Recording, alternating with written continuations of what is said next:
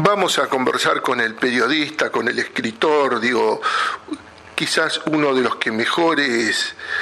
mejores biógrafos de lo que ha sido y es el chavismo sobre esta situación que vive hoy Venezuela, ¿no? Con esto de tener dos presidentes, uno elegido por el voto popular y un presidente elegido por el poder legislativo, con todos los apoyos internacionales a uno y a otro, y esto que parece que recién empiece, quién sabe cuándo tiene fin. Modesto Guerrero, muy buenas tardes, gracias por estar en contacto con la 96.7 y con el portal Cadena BA. ¿Cómo le va, Modesto? ¿Cómo anda? Muchas gracias por llamar, estoy alegre de poder conversar con ustedes y dar algún tipo de información que abra un poco de luz sobre tanta oscuridad que se vierte sobre Venezuela. Bueno, cuéntenos usted, cómo está viendo por estos momentos el panorama en Venezuela, o empecemos por esto, cómo vive el venezolano común este momento, el tipo que tiene que seguir laburando, el tipo que tiene que ir a hacer las compras, el que tiene que seguir estudiando, el que tiene que seguir practicando deportes. Bien, eso hay que dividirlo en dos partes. El venezolano favorable al gobierno o comprometido con el gobierno lo vive de una manera. El venezolano y venezolana enemigo del gobierno o desfavorable lo vive de otra manera. Entonces, el desfavorable y enemigo lo vive esperando que las tropas norteamericanas ingresen por Manaos, Santa Elena de Guairén, eso al sur con Brasil, o que ingrese por donde ellos desean más, que es la frontera noroeste entre Cúcuta y San Cristóbal, que es mucho más transitada y mucho más corta. La de Manaos son centenares de kilómetros de Amazonas. Entonces, ¿ellos qué esperan? Que las tropas norteamericanas entren a liberarlos, a establecer un nuevo gobierno y a traerle la paz y la prosperidad. Ese es el sector de venezolanos y venezolanas adversos y contrarios. El sector que apoya el gobierno o lo favorece, aunque no esté muy gustoso con el propio Nicolás Maduro, no tiene ese problema, tiene en la cabeza otro problema, que es el de sobrevivir todos los días con una inflación, hiperinflación de 1.000.000%, un poco más, y un desabastecimiento o bloqueo comercial que impide que la gente pueda ir a comprar lo que tiene que comprar. Entonces, ¿qué hace esa gente? ¿Cuál es la vida diaria? Van a laburar, van a estudiar, no tienen altibajos o aspavientos, no hay nada que les impida seguir haciendo lo que hacen todos los días. ¿Por qué? Uno, porque confían en el gobierno, en lo que va a hacer el gobierno con sus Fuerzas Armadas y los 2.200.000 milicianos. Confían en eso. Que ganen o no ganen es otra cosa. Confían en eso. Uno. Y dos, no están esperando un salvador, ¿entiendes? No están esperando que algo exterior los venga a salvar. Ellos tienen su propia salvación en sus manos, laburando, estudiando y apoyando al gobierno para que no se lo lleven en los cuernos las fuerzas militares internacionales que ya están apostadas en Colombia con ganas de entrar. Ese es el estado de situación si lo mides por día. ¿Usted cree que la invasión es posible? Y le hago dos en una, y que Venezuela se convierta tenga un final como la Libia de Gaddafi. Es posible si Donald Trump lleva a la práctica lo que anunció que quiere hacer. Pero en política, como en la guerra, lo que se quiere no siempre es lo que se puede. Entonces, él quiere hacer porque él necesita hacer eso, pero no lo puede hacer solo. No puede, con su sola decisión, hacerlo. Él tiene que atravesar varias barreras de carácter político, de carácter diplomático, de carácter institucional dentro de su propio país, de carácter económico, tiene que negociar con fuerzas económicas, monopolios, etcétera, para poder dar la orden que entren. Cuando dé la orden que entren es porque resolvió 4 o 5 mediaciones, o sea, barreras que tienen en el medio de esos cuatro tipos. Es eso no lo ha resuelto. No solo no lo ha resuelto, sino que tiende a moverse en sentido opuesto a él, en sentido negativo hacia Donald Trump. Por ejemplo, el Frente Externo Diplomático. Ellos lograron crear el Grupo de Lima y financiarlo.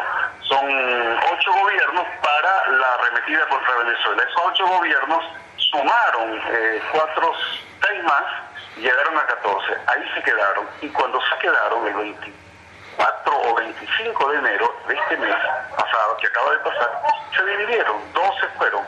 Y los países del Caribe, que son como 15, todos chiquitos, pero son estados-nación, igual que México o Brasil, esos estados dijeron, no, nosotros no vamos a facilitar una agresión militar a Venezuela.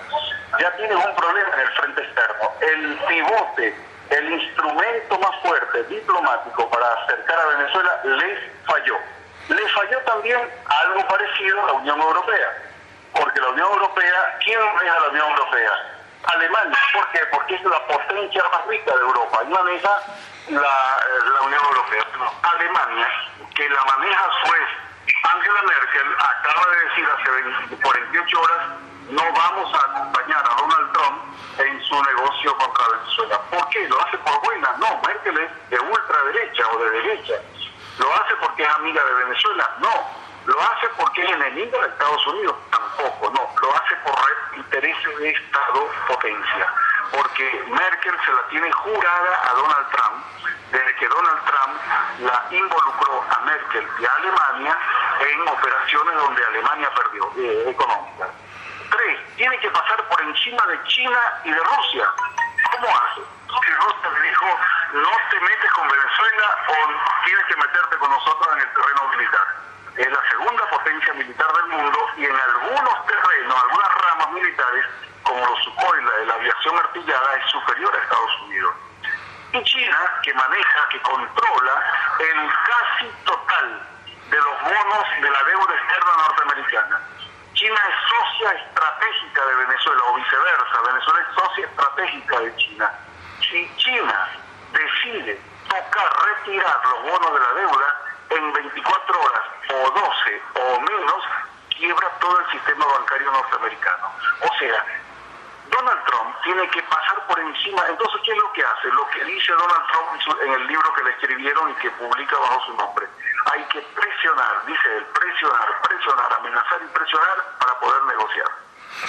Me recuerda a un personaje argentino llamado Ongaro, que hacía esas cosas, ¿no? Ongaro era un sindicalista de la CGT de los argentinos, sí. Un gran sindicalista argentino. Digo, y le pregunto esto, ¿por qué, si Maduro tiene el apoyo popular que tiene, ¿por qué no llama nuevamente a elecciones y gana nuevamente el chavismo? Por una razón sencilla, hermano, porque si estuviéramos en el año quinto año de gobierno, la verdad es secundario, sería un hecho secundario llamar a elecciones. Estamos escucha bien, el primer mes del primer año de los 6 de gobierno. ¿Por qué razón económica, social, política o militar le vas a regalar 5 años, 11 meses y un día a tu enemigo? ¿Por qué? Si no estás acorralado. Además, hablemos claro, suponte que hay elecciones dentro de 3 meses, Maduro, vamos a suponer lo peor, el escenario por ahora negado, Maduro captura, entrega al gobierno, se convocan a elecciones, Guaidó interino, vamos a poner lo peor, Guaidó presidente interino, se convocan a elecciones, hay una votación, ponle tú 9 millones de personas del padrón electoral y el chavismo saca 6 millones, la oposición 3. ¿Tú sabes lo que va a pasar? Ya lo imaginarás. ¿Tú crees que van a reconocer una victoria electoral del chavismo? Si no la reconocieron durante 20 años en 23 ocasiones, de 25 pruebas electorales múltiples, con 84 organismos de revisión, control del resultado electoral que hace imposible hacer cualquier fraude. Yo no tengo duda de que hay algún chavista mafioso que quiera hacer un fraude, pero no se puede, no es que no se quiera, no se puede. Dejaría demasiados rastros y sería muy visible, no se puede. Y además, no lo reconocería. ¿A quien gane, ponle que Maduro no va de candidato, ponen a Diosdado, ponen a la madre de Maduro y traen a Mahatma Gandhi de candidato. Si ganó el chavismo, no lo aceptan. ¿Me entiendes? ¿Qué harían con el gobierno que ya tienen en las manos porque Maduro se los regaló, o el gobierno actual se los regaló, dándole 6 años casi de regalo?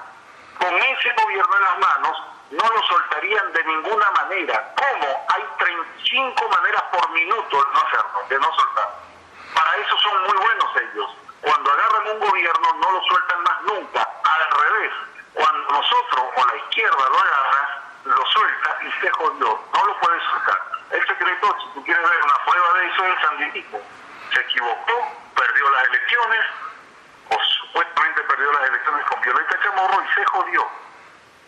Ese es el problema. ¿En qué cree usted que, digo, este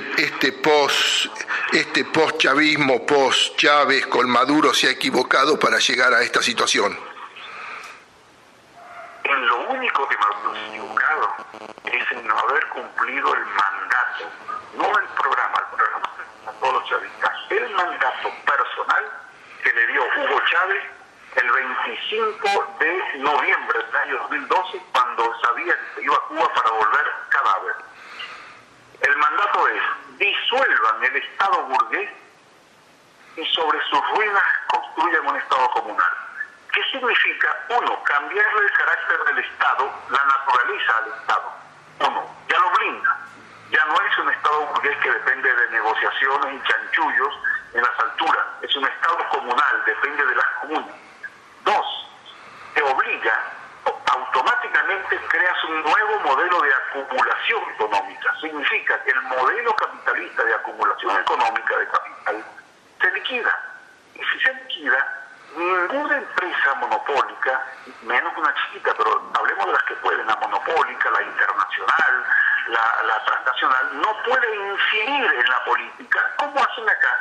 En Argentina, en todo país capitalista, las empresas son las que controlan a los gobiernos porque a través de su poder económico inciden en las Fuerzas Armadas, en los tribunales, en el periodismo y en los gobiernos. Bueno, eso se evitaría si cambias el modo de acumulación, el modelo de acumulación de capital, de capitalismo a comunal, que sería no capitalista de un tipo llamado comunal. Bueno, eso no lo hizo Maduro. El no hacerlo debilitó, fragilizó al interior.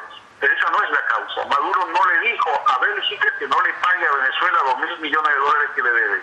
Que le debe no, que tiene el Estado belga represados hace 48 horas y no se los da. Es una plata de Venezuela, tiene que dársela, no se la da. Maduro no es el causante, no es el que le dio la orden a las empresas norteamericanas y argentinas de no venderle alimentos a Venezuela. Yo tengo las órdenes de compra de los ministerios venezolanos.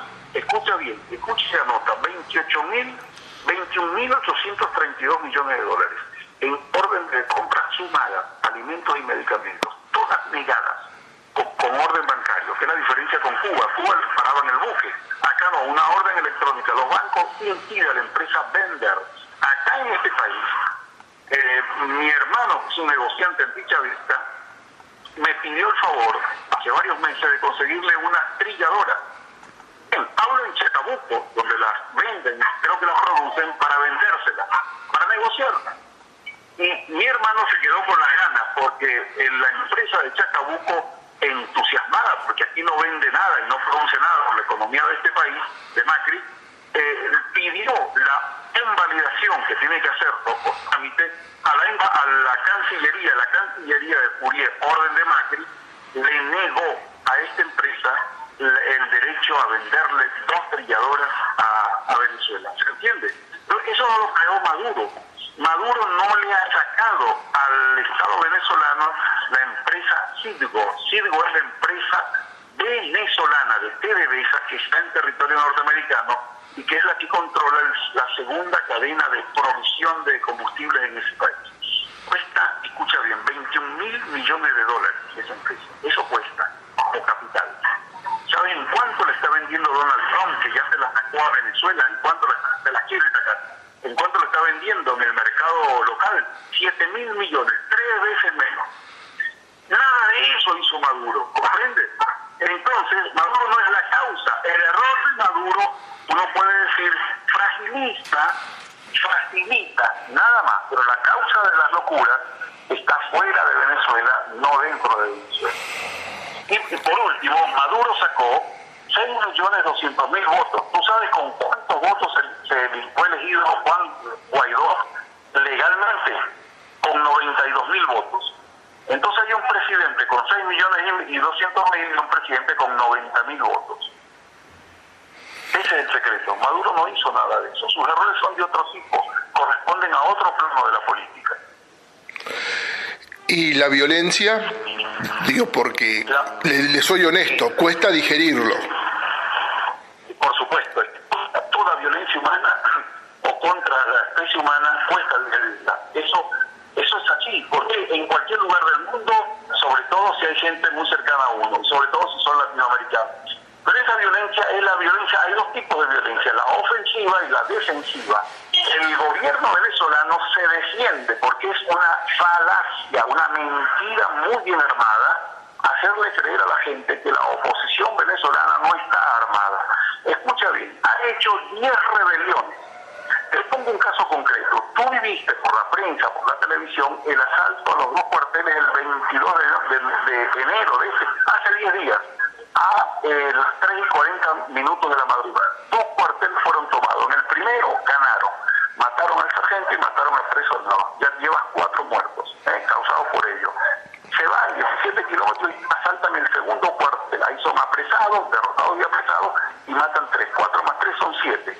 Esos muertos, ¿cómo los calificas? ¿Muertos del gobierno? ¿Violencia del gobierno? A eso tienes que sumar los muertos que cayeron en la calle cuando los militantes de Voluntad Popular, que es un grupo nazi, el que Juan Guaidó es miembro de Voluntad Popular, es diputado de Voluntad Popular, que es el partido que hizo 7 de las 10 rebeliones armadas, no con fuerzas militares, armadas, con ayuda de paramilitares colombianos. ¿Cómo hace el gobierno ante eso? Por supuesto, si tú vas en una marcha y empiezas a disparar, la Guardia Nacional dispara al que te dispara.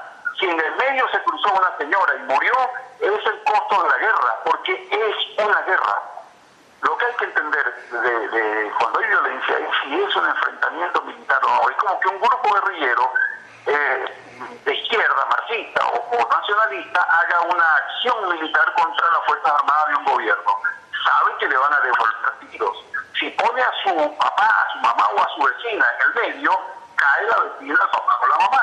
Entonces no es culpa del gobierno, y hablo de una situación opuesta, un gobierno de derecha que dispara una guerrilla.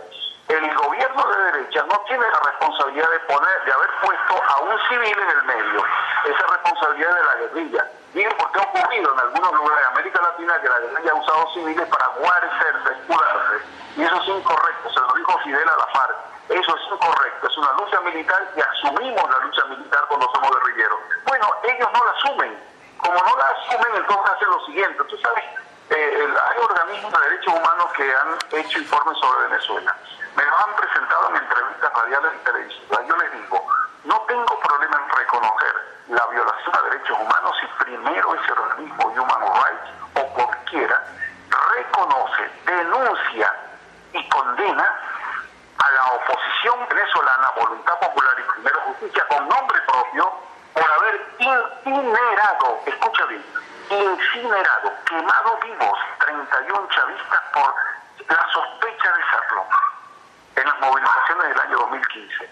Una técnica de aniquilamiento en política que se usó en la Edad Media, la usaron los turcos contra los finlandeses y muchas otras civilizaciones muy guerreras, y la usó el nazifascismo. Cuando digan que condenamos a la Voluntad Popular y a la oposición venezolana por 31 incinerados del chavismo, ahí yo acepto discutir todo lo demás. Mientras tanto, no tiene valor testimonial ni documental lo que digo. Para ir cerrando, ¿cuál es el futuro que usted augura, que usted ve de esta situación? No te entendí, perdón. No, le decía para ir cerrando la nota, ¿cuál es el futuro que usted augura para Venezuela, no? La perspectiva inmediata. Sí, bueno, sí. son 3 escenarios posibles. 1, que invadan y tengamos una guerra civil internacional en Venezuela. 3 estados contra 1, un imperio contra un pequeño estado. o se arme la sanpaulera y, como dice un articulista de RT de Moscú, estemos en presencia, sin saberlo, de manera sorpresiva, de una espantosa tercera guerra mundial por segunda vez en América Latina. La primera se frenó en Cuba, la segunda puede ser esta, porque es una guerra mundial si interviene Rusia o China. Ok, ese es el primer escenario. Ese ojalá y no se dé, porque estamos hablando de toda América Latina. Segundo escenario, que se haga una guerra civil solo entre fracciones militares o no militares, pero fracciones armadas en Venezuela, y que se produzca 1, 2 o 3 millones más de emigrados económicos. Más los 3 que ya dieron, son 6 millones. ¿Dónde van a estar esos 6 millones de venezolanos recogidos o acogidos en América Latina? Se va a duplicar la recepción o la llegada de venezolanos buscando refugio y sobrevivencia en países de América Latina. Tercer escenario, que se disuelva el frente externo, que se afloje la presión interna, porque ellos el problema que tienen es que adentro no tienen fuerza, entonces tienen que acudir a un ejército exterior, que es lo que están haciendo, y que eso los deje a los chavistas gobernar y resolver sus problemas. ¿Resolverlos cómo? ¿Cómo tienen que resolverlos? O sea, si les dejan estabilidad gubernamental, pueden hacer un plan económico para resolver. Ya los rusos ofrecieron, no recuerdo la cantidad porque la escuché, no la leí, y si la leo la recuerdo más, una cantidad enorme, una montaña de dólares de inversión productiva. Solo la base militar que van a instalar en el pueblo donde yo nací, Paraguaná, al norte de Venezuela, en el Caribe, va a provocar de manera directa 48.000 empleos, y de manera indirecta 22.000 más, 60.000 empleos en forma directa crearía la base militar rusa.